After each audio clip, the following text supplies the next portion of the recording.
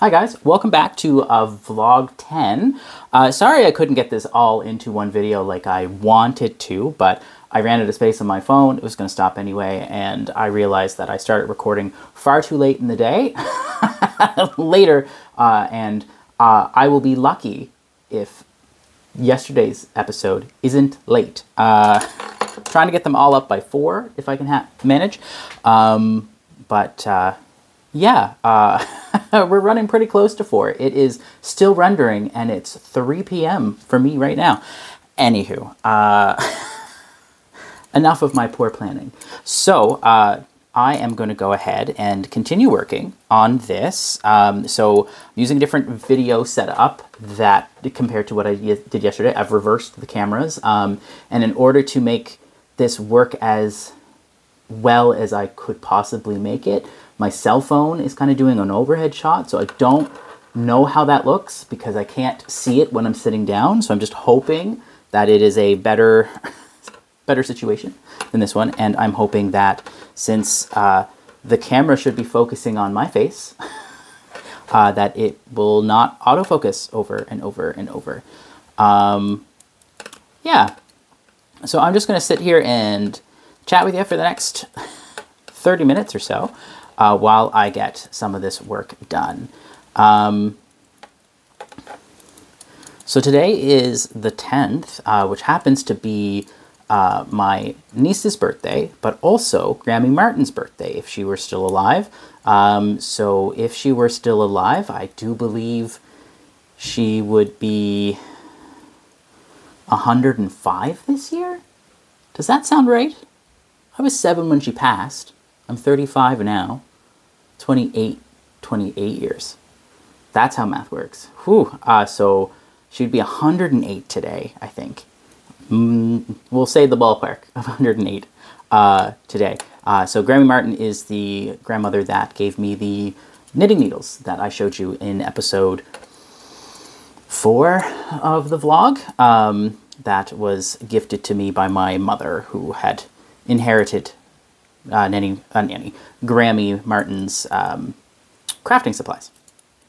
So anywho, and what I'm actually doing when this video goes live, I think I'm playing in Georgetown, or I might just be finishing up playing in Georgetown. So as I mentioned, I am performing with the Legion choir this year as part of the orchestra. So I'm playing the clarinet. I am singing in a trio as well, but I'm mostly there for being a clarinet player.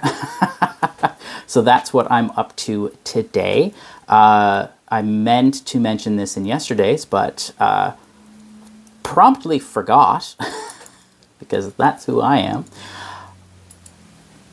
So while I get to where I need to get to here, I'll talk a little bit more about some of the music stuff that I have going on. So my last...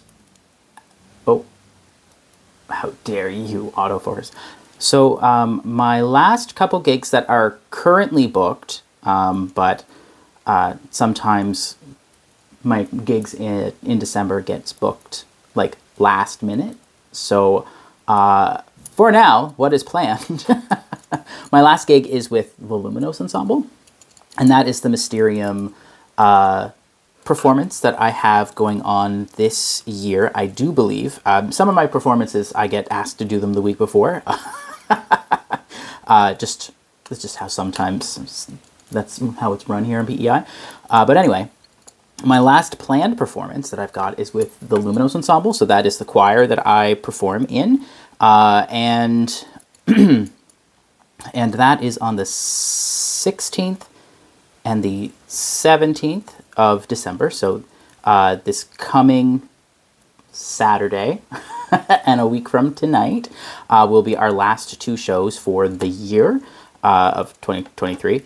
So we're going to be doing our Christmas show. It's called Mysterium, and there is going to be quite a few... How can I explain it? I kind of did a poor job explaining it last time on the main podcast. So the Mysterium concert is different carols that you might remember and might have grown up with. So we're going to be doing What Child Is This?, Silent Night, I saw 3 ships. Those kinds of things, intermixed with some pretty interesting arrangements of a couple of things in Latin, just for like a Christmas-esque, like holiday. It is Christmas. I shouldn't say holiday. Christmas concert. At one point we are going to be candle lit entirely. There's going to be another time where the choir is going to be around the audience, not at the front of the stage, but since we're going to be performing at 2 different churches, so the one in Charlottetown's at St. Paul's Anglican Church in Charlottetown, and the other one is at Summerside Presbyterian Church. They're in Summerside. Since we are going to be in the 2 churches, we're actually going to be intermingled with the audience in the aisles for 1 or 2 pieces. I think it's just 1, and we might be opening with that. But that hasn't been put into stone as of yet. But we'll be starting like that in the audience, so that way it's more of a overall, like, more immersive experience. Yeah, I'm really looking forward to it. I don't mean to brag or be too much of a self-promoter, but just like last year when we did this program, I believe this is going to be our annual program. We've made a few changes and swapped a few things in and out, but I think we're going to be doing many of these things in the program over and over. And the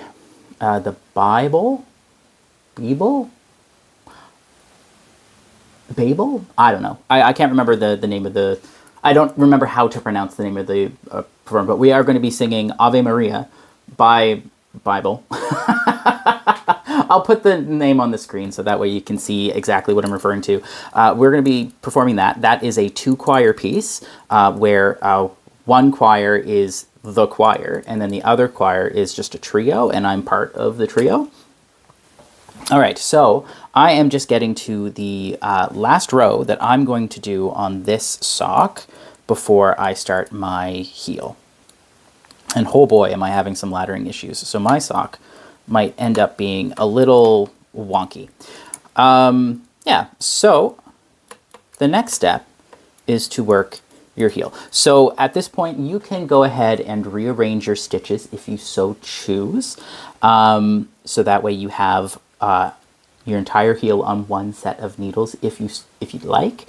I don't find that's necessary. And what I like to do is I am going to do just a regular old heel on this. So I've worked back to my beginning of round, and this is where I like to put my heel. This is where I like to put the center of my heel. So if I'm going to be doing like a slip stitch type of heel where you just slip one, you knit one and then you slip one with yarn and back, and then you slip, knit, slip, so on and so forth. The needle before I get to my beginning of round, I would start that patterning here. I'm just going to do a plain old heel here. So I'm going to go ahead and continue working in plain across needle number 1. And then I'm going to turn my work. So now I've turned my work, and now I've got my back half of stitches here on my needle. So I'm just going to go ahead, slip the first one, because that makes it easier for you to pick up your stitches later. And since I am not confident with my purling, I'm going to go back to working the English style here. So I've slipped one purl-wise, and then I'm going to purl across the row. Yeah. So now my sock heel is going to be a different gauge than the rest of my sock. That's funny. And then what you're going to do is you are going to work a number of rows that is equivalent to either 2 inches or 2.5 inches if you have someone who has a particularly high arch. Or if you're like me and I just like doing everything in multiples of stitches, you are just going to work as many rows as many stitches that you're working on. So What I mean by that is, since I'm working with 32 rows total across my sock, that means 16 stitches are across my heel. So I'm just going to work 16 rows back and forth for this flap. So if you were doing a bigger sock and you were working across 32 stitches or 40 stitches or whatever across your other sock, then you can go ahead and work that many rows.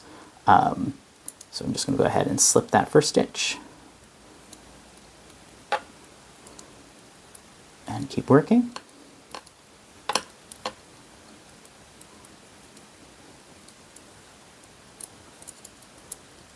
And because I'm working over so few stitches, I'm going to go ahead and go back to working with like one stitch across my my heel, but I'm putting in my beginning of round marker here, so I know where I'm working from. Just so that way, when I'm working back and forth here, I'm not worried about having too many needles on my work.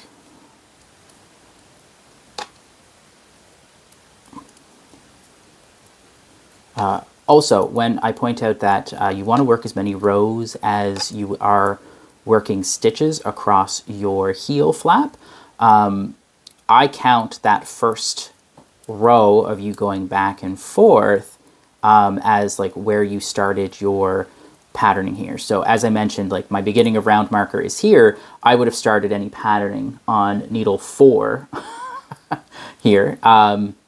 I would start that patterning before I got to the end of that round, and then I would be continuing. Oop, that's a fun little twisty poo. How did I manage that? Okay. Oop. Oh, I see.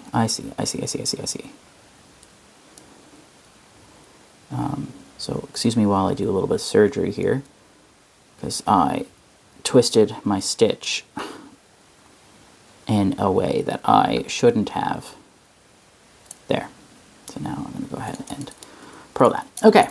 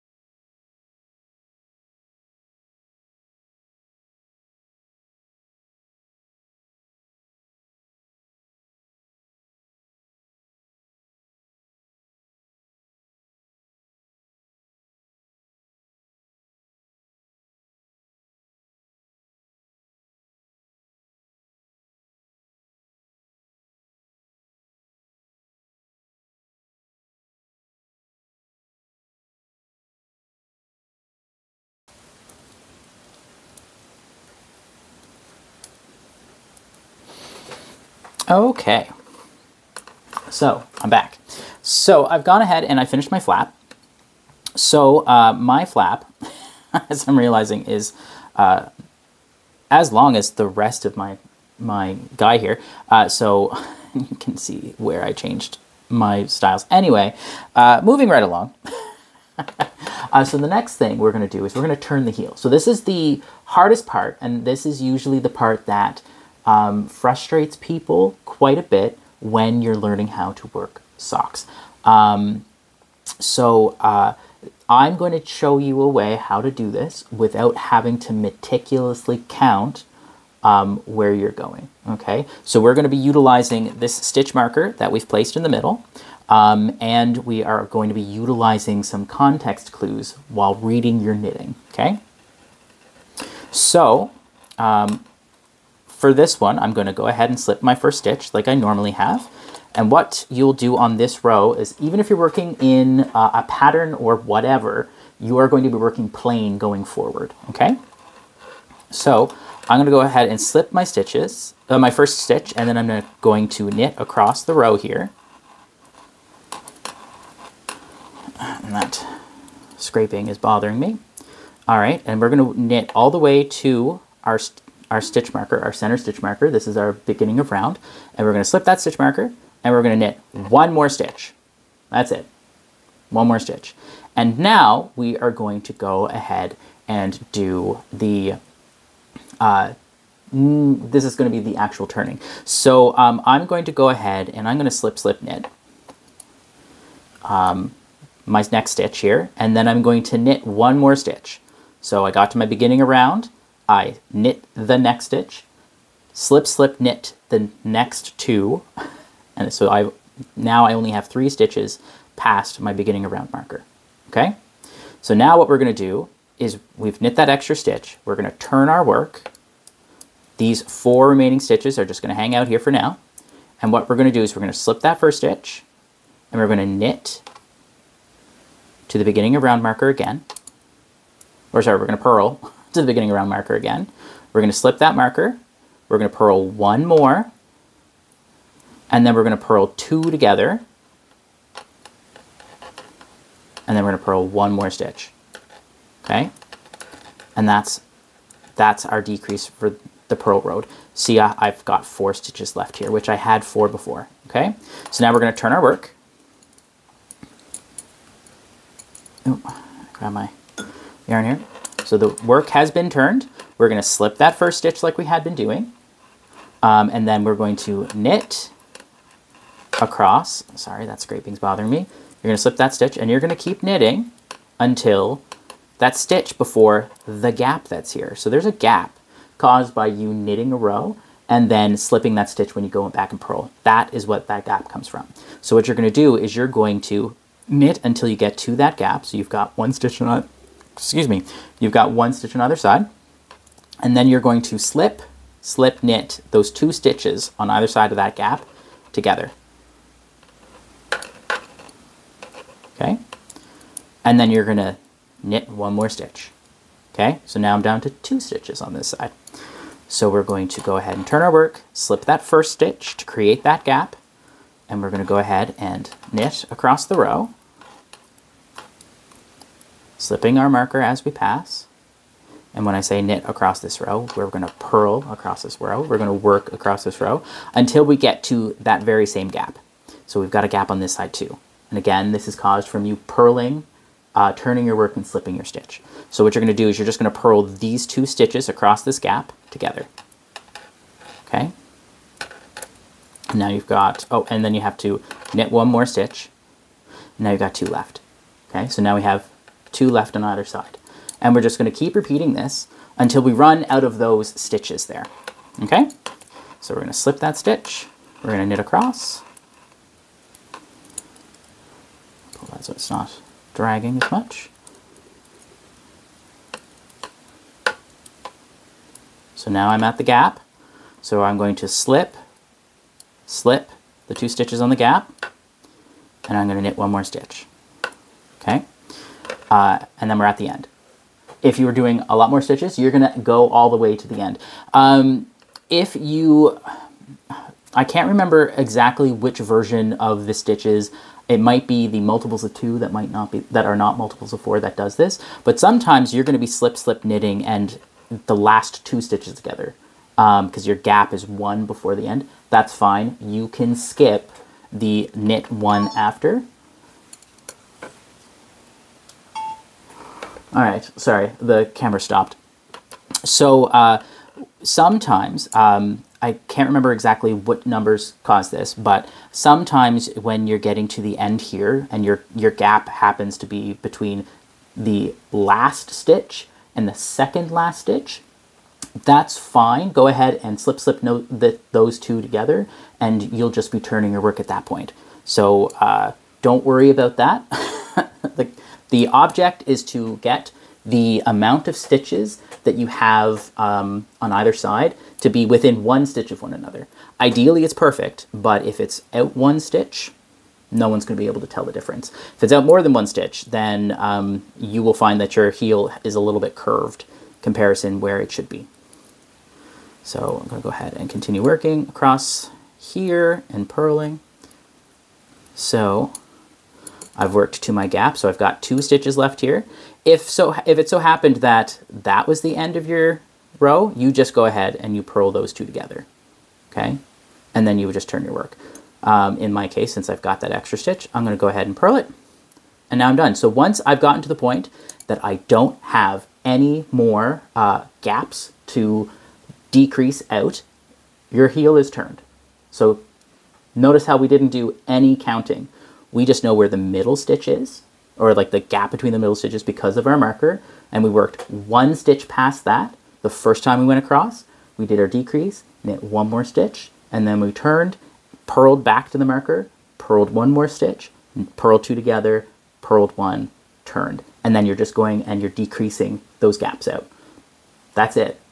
The heel is now turned. So the next step is to finish attaching the heel. So you're going to go ahead and slip your first stitch. You're just going to knit right across your row here. You're always going to be doing this on a right side row.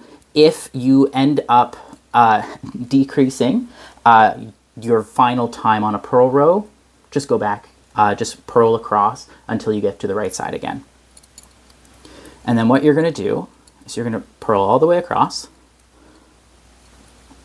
And then across the side of your stitches, don't know how well you can see that. I'll try to zoom in for this part. You can see all of your slip stitches here. And what you're going to do is you're just going to pick up each one of those stitches. There is going to be one slip stitch for every 2 rows that you have worked. Okay. So in this case, since I have picked up, since I have done 16 rows and a bit, I should be picking up about 9 stitches. I like to pick up one more than half right at the edge here.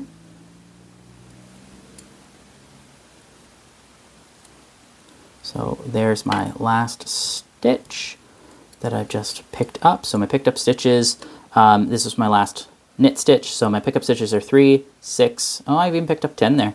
So I must have picked up one too many. Oh, I see. So I knew that I picked up a stitch because I accidentally knit all 3 rows here. So I'm just going to pick the appropriate one up. So that way I have, so that way I'm picking up one for every 2 rows of heel flap that I've worked. So I did 16 rows of heel flap. So I'm going to be picking up 8 stitches on the side plus 1. And that plus 1 is when you are making socks, sometimes you'll find that when you've picked up your stitches for your gusset is what we just picked up here, you're going to have a little gap between the edge of the gusset, which will be here, and the top part of your sock. So what I like to do is I like to pick up this little ladder here. So I'm pulling my stitches across so I can stretch out these stitches. I'm pulling this ladder up here and I'm putting it on my needle and twisting it. Okay, so you can twist it manually or you can work through the back loop, and that causes a little twist to the stitch. So you see how it's twisted right there? And then now that's all your picked up stitches. So what I'm going to do is I'm going to go and continue working with another needle here. And just work across the row. If you're doing a patterned sock, so it's something that has like a texture on it, before you start your heel, just take a note of where you ended off on your row. So if you're on row, I don't know, around 6 of 8, just mark on your pattern or on a piece of paper, your project book, whatever, that you did row 6 as the last row before starting your heel flap. So that way when you come across and work across this row here, you know that you need to go on to row 7. Okay, so I worked across the top of my sock here, and now I'm going to go ahead and I'm going to pick up all the stitches that I need to pick up on this side too. So the first stitch I'm going to pick up is this ladder here. So it might be a little tricky for your first time picking that up because there's no stitch to actually pick up there. So I'm just going to go ahead, pick it up and add that little twist manually and work it in. Okay, and then I'm going to go and pick up my stitches. So I like to pick up both sides of the stitch when I'm here. So I've picked up 1, Oh. 2, 3, 4. I got a little bit of a mess there, but that's fine. That's going to be hidden on the inside of the sock. 5, 6, 7, and 1, 2, 3, 4, 5, 6. Oh, I picked up one too many stitches because of the little mess that I made. So I'm going to pick up this one. So the way I'm deciding which ones I'm picking up, because I didn't slip my stitch every time because I powered through the last half of here, is just, the rule of thumb is just try to pick them up as evenly spaced as you can, and you're going to pick up, yeah, actually that's it. Just if you didn't do a perfect job slipping your stitches here, just pick them up as evenly as you can. So I've picked up my 8 stitches, and then my 9th one is here. So what I'm going to do is I'm just going to slide the other end of my stitches here to the edge, so that way I know these are where my gussets are. And now I'm going to take my final 5th needle, and I'm going to slip these this half of my heel back onto that needle here and drop my stitch marker. This is an optional step. I just like working with 4, so that way you can go ahead and just keep working across your heel. And boom, your heel is now turned. There's your lovely little heel turn. So I'm going to stop here today. I truly thought I was going to be able to do this all in one sitting. I feel like maybe I might do a live stream sometime in the future where I do a 3-hour video where we walk through this whole thing. But anyway, so our heel has been turned. So what we're going to do is we're going to come back tomorrow, and I'm going to show you how to do your gusset, and then ideally your toe. See you more, guys.